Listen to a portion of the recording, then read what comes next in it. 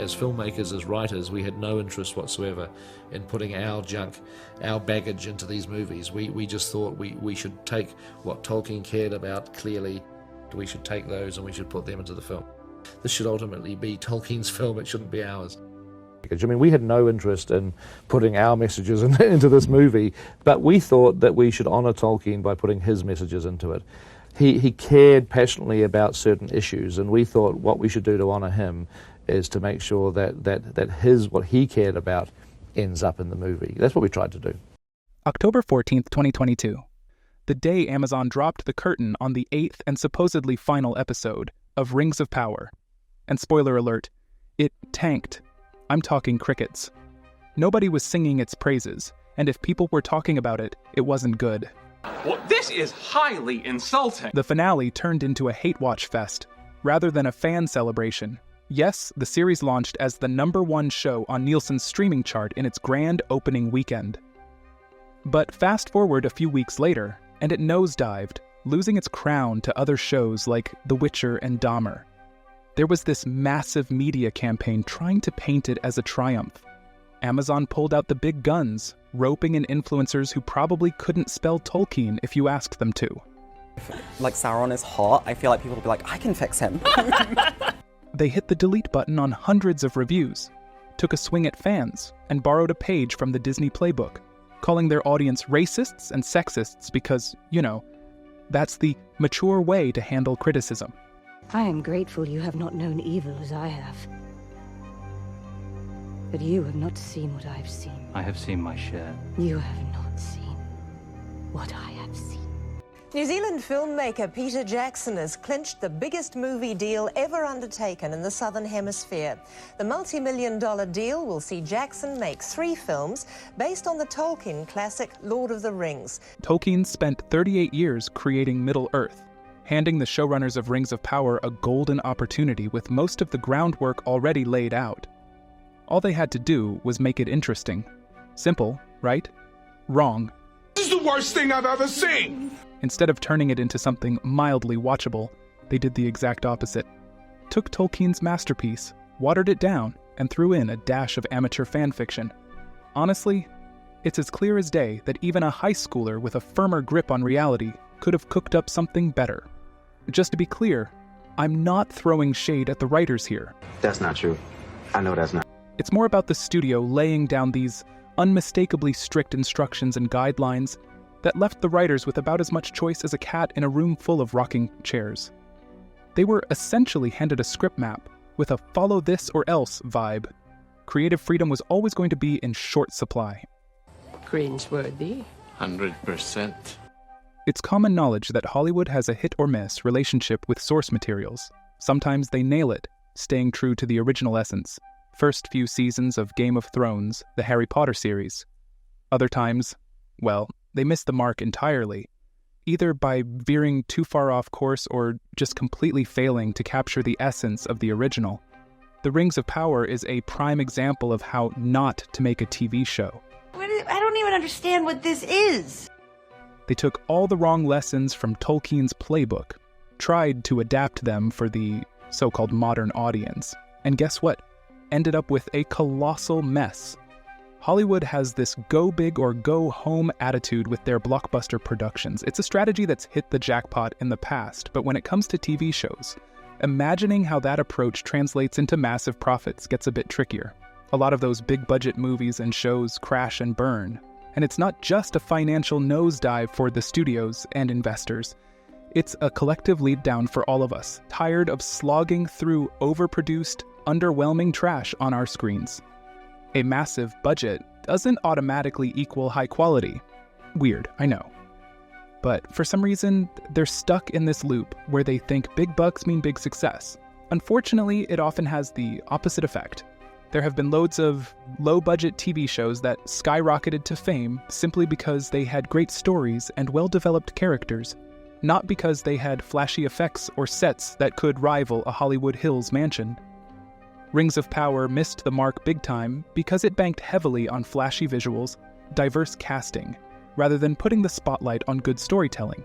Before the first episode even hit the screen, It was painfully obvious that this entire show was more of a statement than a genuine piece of entertainment, and that seriously dampened the whole viewing experience. There's this misguided belief that big-budget special effects and dazzling CGI can carry a production. But it's the story that truly matters. Hollywood seems to have a chronic case of amnesia on this front, which has led to a drought of originality and creativity, and an overflow of uninspired sequels, reboots, and adaptations. It's time for Hollywood to get back to basics and start taking storytelling seriously. But let's be real, it feels like banging my head against a wall because they seem to have the story mapped out before deciding which politically correct narrative to shove down our throats. Rings of Power perfectly showed us how lost and confused the writers were throughout the entire series. So what's the secret to good writing in modern Hollywood then? It's possible, but the writers, or should I say the studios, need to understand their audience. It means embracing risks with original and bold ideas while respecting the source material. Rings of Power, unfortunately, opted for the tired formula of pretending to subvert expectations, a move we've seen one too many times, and it's almost always had the same reactions with audiences. I am grateful you have not known evil as I have. But you have not seen what I've seen. I have seen my share. You have not seen what I have seen. The sorry state of the Rings of Power was so apparent that it seemed like the higher-ups had a battle plan ready to attack anyone daring to criticize it before the show even premiered. Tolkien's already got this massive built-in fan base, and the studios didn't just pluck it out of thin air. It's a fan base that's been nurtured over years, probably generations, of people diving headfirst into Tolkien's world. So, here's a wild thought. Maybe, just maybe, making a show that outright alienates and pisses off these fans, and then throwing shade at them for not jumping on board is a surefire way to crash and burn. They hate me, they hate you, they hate us. Hollywood forgot that fans actually matter. Not the ones they wish they had, but the ones they've already got. But no, it seems more interested in chasing after the fans it hopes to have, rather than appreciating the ones it already has. More interested in pandering to an imaginary audience it dreams of having, rather than valuing the real, dedicated fan base that's been there since day one.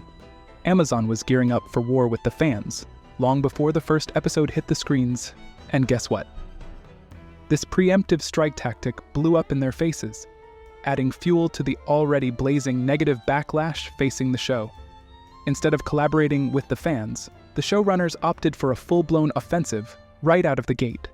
Sure, we're in an era of endless streaming options and social media fan engagement, but the film industry seems stuck in a loop of recycling old concepts, rather than taking bold risks with something new. The hitch is that Hollywood has chosen to turn a blind eye to the voices of its fans, creating a colossal gap between the industry and the very people it's meant to entertain. And the thing is, Hollywood doesn't have to stay on this path. If it embraces the changing landscape of entertainment, actively engages with its audience, there's a chance to reignite its creative spark and rebuild that connection with fans. The big question is, will they actually do it? I'm skeptical because it would mean admitting failure, and that's always a tough pill to swallow.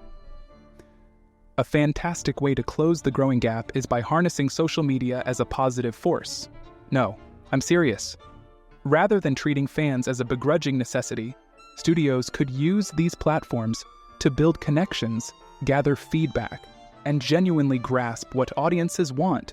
What have they been using social media for instead? Attacking fans and slapping labels like evil on them just because they dared to dislike a show.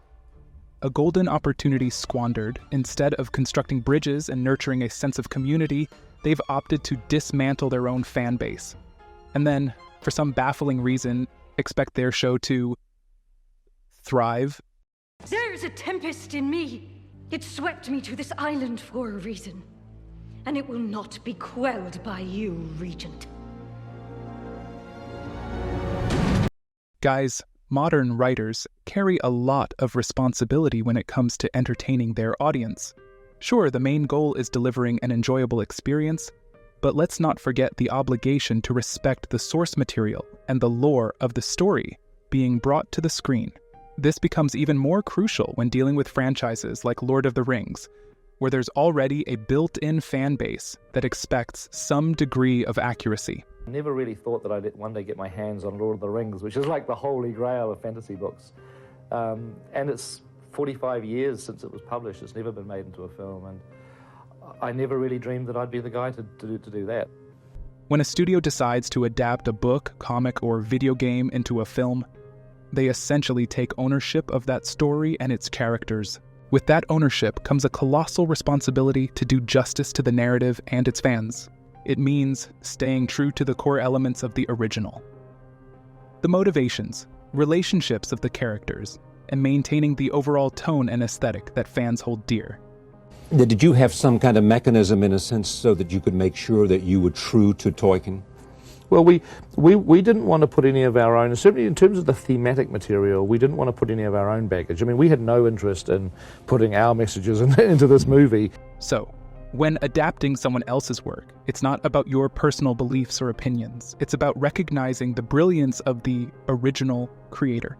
The original writer crafted a masterpiece with fewer resources and under less favorable conditions than we have today. So instead of trying to outshine them, it's about being humble enough to appreciate their genius and doing everything possible to honor it in your adaptation. One thing we can all agree on is that when storytellers start tampering with key elements or disregard the established lore, it can seriously piss off the fans, and they have every right to feel that way. History has proven time and time again that when writers actually respect the existing lore, their adaptations tend to be way more successful and well-received.